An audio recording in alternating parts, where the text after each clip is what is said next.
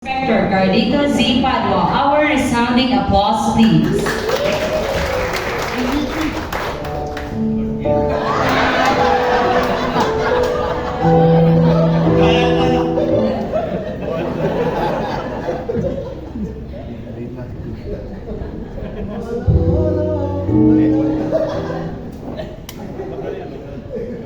Ayaw, Jing. For I know the plans I have for you, declares the Lord, plans to prosper you and not to harm you, plans to give you hope and a future. Jeremiah chapter 29, verse 11. To our officer in charge, Senior Superintendent Jerome T. Riano, Assistant Regional Director for Administration, Senior Superintendent Lynel M. Belonio, Assistant Regional Director for Operations, Senior Superintendent Peter Shan, Anthony T. Atop, sir.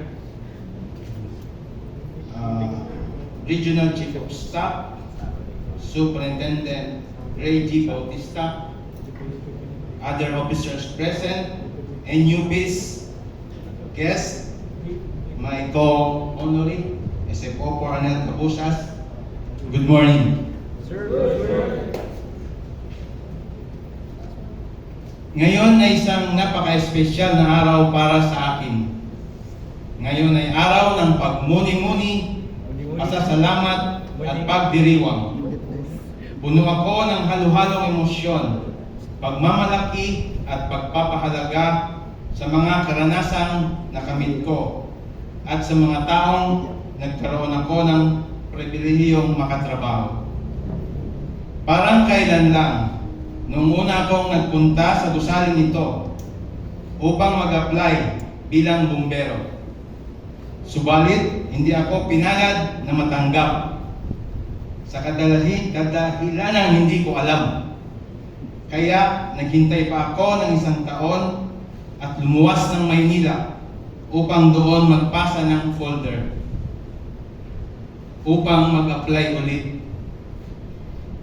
Hindi naging madali ang pag-apply ko sa BFP. Naging striker ako sa Logistics Division NHQ. Mahigit 3 buwan. Dalawa kami ng kasamahan kong aplikante. Kami ang tagalinis, namamalengke at nagluluto doon. Higaan namin folding bed lang. Yung karton, pagkatapos gamitin, i-fold. Kaya folding bed. Hanggang sa palari na matanggap kami noong August 16, 1999, kasabay ng kasalukuyang Acting Chief Admin, Senior Inspector Nerissa M. Macana. And the rest is history. Akala ko pag retired na, pwede nang hindi gumising ng maaga. Lalo na pag Lunes, hindi pala. Nakalimutan ko na bumbero pala asawa ko. Kailangan ko siyang ihatid at sunduin kahit mas mataas ang ranggo ko sa kanya. Kaya nga, from chief records to chief driver ang naging designation ko. Walang relyebo. Akala ko pag retired na, pwede ko nang gawin ang mga bagay na dati hindi ko ginagawa.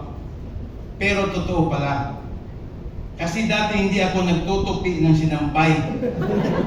Dati laba lang ako. Ngayon, plancha at tupi na. Tapos, dapat maayos ang pagkalagay sa cabinet. Kung hindi, sigurado may magagalit. Akala ko pag retired na, pwede na magpunta kahit saan. Hindi pala. Kailangan pa rin pala magpaalam sa asawa. Akala ko pag retired na, marami na akong pera. Mali pala.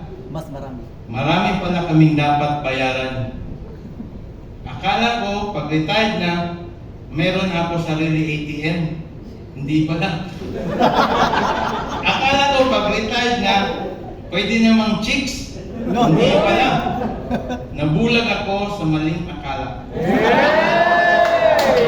Parang gusto ko nang umiyak pero hindi ko magawa.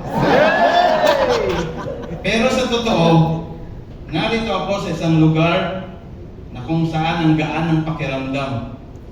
wala nang i-comply na memo, wala nang report na dapat ipasa, wala nang deadline na hahabulin. Yun nga lang, wala na rin akong RCA, mid-year at year-end bonus na matatanggap. Pero higit sa lahat, hindi na rin ako makakatanggap ng sulat mula sa misteryosong numerong 888 na 2 beses akong nabiktima. Subalit, hindi naman sila nagtagumpay. Sa inyo mga buzzers, ito lang ang masasabi ko sa inyo. Tumigil na kayo, magbago na kayo. I know who you are. To my superiors, thank you for your guidance, support, patience, and understanding. To my Advin family, the bonds we form our memories I will cherish forever. Padayon ng Marites sa GC. At sana bago dumating ang December 31, 2026, makapag-asawa na si Desi Hidera.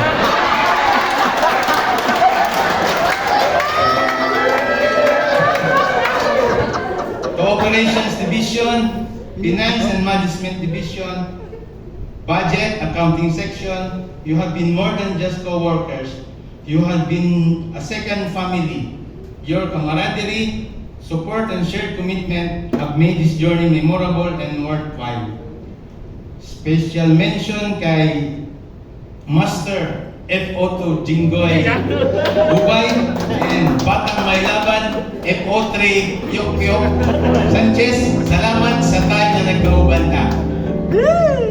Sa aking nag-iisang asawa, salamat sa iyong pasensya at pangunawa at walang katapusang suporta. Huwag kang mag-alala, ikaw lang talaga. Hindi ko sinasabing kamukha ko si Gerald Anderson, pero ikaw ang Bunny Gandler ng buhay ko. Sa aking mga anak, Carl Christian at Christian Carl, salamat sa inyo. Pagbutihin niyo ang inyong pag-aaral. Sa aking mga magulang, maraming salamat po sa inyo. Tay, ikaw ang unang nagbigay sa akin ng idea na magbumbero.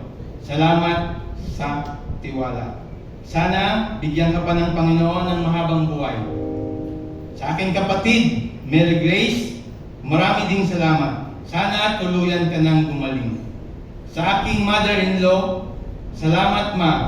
Salamat sa pagiging ugangan sa kanunay panabang. Sa pagpasok ko sa pagre-retiro, inaasahan kong gumugol ng mas maraming oras sa aking mga mahal sa buhay. Ituloy ang mga hilig na maaring isinantabi ko tulad ng paglalaro ng badminton. At tamasahin ang kapayapaang hatid ng bagong yugtong ito. Sa muli, maraming salamat po. Mabuhay ang Bureau of Fire Protection.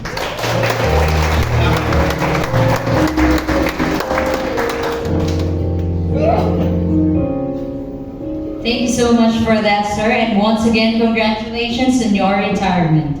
Belated happy birthday.